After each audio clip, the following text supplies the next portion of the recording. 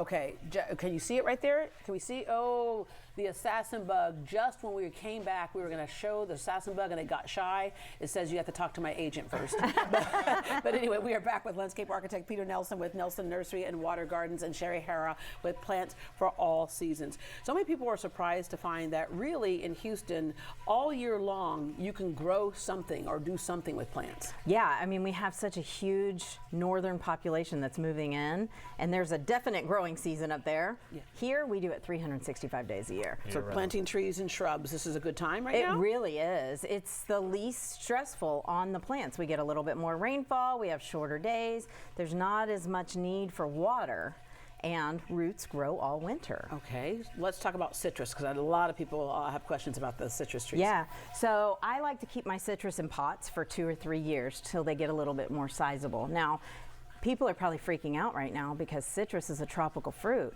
and they can't handle the freeze. So I did want to touch on winterizing your citrus. If it's in the ground and you can't bring it in, the main part that you want to focus on protecting is right down here, this graft right here. Okay. And how you can do that is you can pile mulch up. Now, we always say don't make tree volcanoes.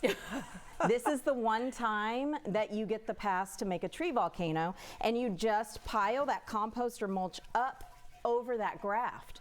This is gonna get damaged even if you cover it, because we're gonna get into the teens. And so a cover will kind of insulate a little bit of heat, but if the top dies, if you protect that graft down there, it'll come back. Yeah. True to form. Okay, when we talk about bringing plants in, there's bringing plants into your home where the temperature is nice and toasty, but a lot of people will bring plants into their garage, and most garages that I've been in are not insulated, so it's just as cold, if not colder, because it doesn't even get a hint of any sunshine, right? So, I mean, if you do the garage, if you're getting to the low 20s or teens, if you do the garage, do a little space heater in there just to keep it a little warmer. But you know, if you can bring it inside, that would be the best. And if you have an insulated garage, then great. That's perfect. So back to planting some trees right now. How deep do you dig the holes? We talked about the soil has to be good, right? But how deep do you dig a hole? So I've found that if you get on the internet and do some research, it says, you know, you dig it twice as deep and twice as wide. Problem in the Houston area is that we're solid clay, and you actually are digging a pond and putting this tree in a pond, and it's rotting and dying. Yeah. So you really need to dig it the shape of the container. But I like to leave it sticking up above the ground a couple inches, and I like to put at least one bag of leaf mold compost around it, and then mulch. That way I know even if we get a wet period, there's some upper roots that are going to stay dry, and they can start rooting out. And root stimulator is super, super important. Yes. In something like this, it's called, it's not dead yet, but it's a biostimulant. It has rooting hormone in it. So you want an insurance policy to make sure that tree that you just spent all your money and time planting survives. So using something like this will help boost the root growth. Yeah. All right. And then when it comes to lawn care and weed prevention, we think, well, the grass is, you know, some of the grass is dead right now. Why bother? This is a good time to bother. Well, yeah, and it's been a very mild winter up until now. And so a lot of people are coming in going, hey, do I fertilize yet? And it's like, no, hold off. Don't fertilize. But there's things that we can do to help the grass when it is time to wake it up, like the azomite, which is a remineralizer, and the Microlife Humates Plus, which is a valuable carbon supplement that you can put down. So when it is time to wake the grass up at the beginning of March, your fertilizers will work better. Your plants are gonna, your lawn's gonna be healthier, and you'll have less weeds. But you made a great point earlier. We had sometimes we have a really wicked winter, and then times we have a mild winter. So the seasons don't really mean on a calendar to a plant. They're like, no, I still say it's spring right now. Exactly. Like Christmas Day, weren't we like in like early spring or early, actually more early summer, right? 80. It was like early summer.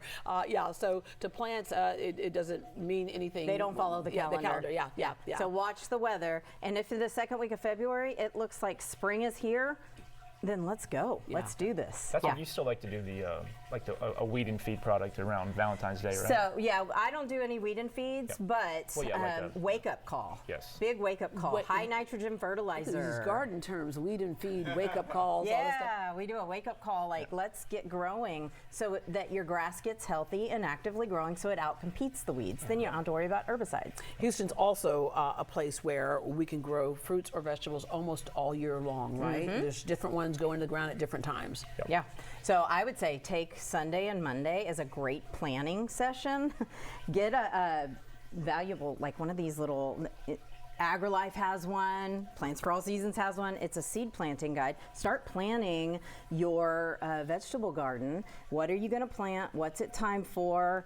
And then, you know, get your seeds. You can start some seeds inside right now.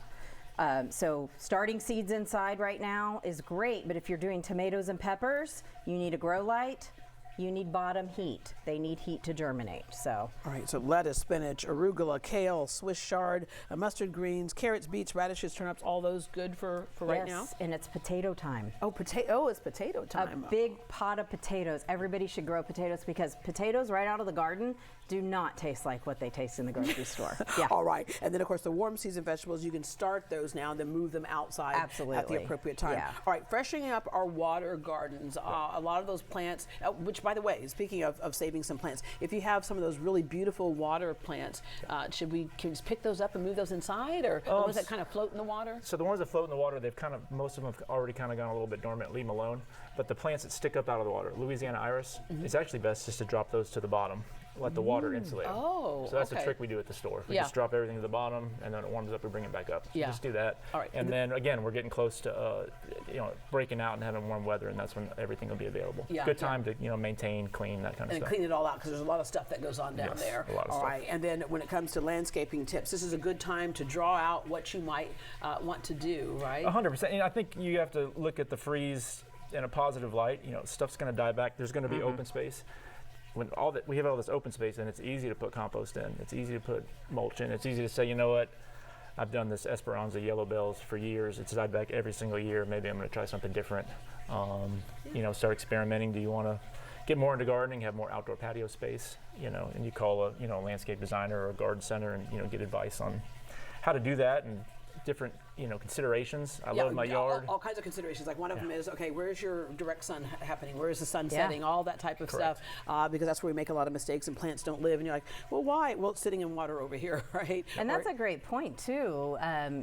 After winter, what does your yard look like? Is it full of perennials and natives that die back, and then you're left kind of, once it's cleaned up, you're left naked. So maybe mix some evergreens in there. Yeah. The garden is just an ever-moving art piece, isn't it?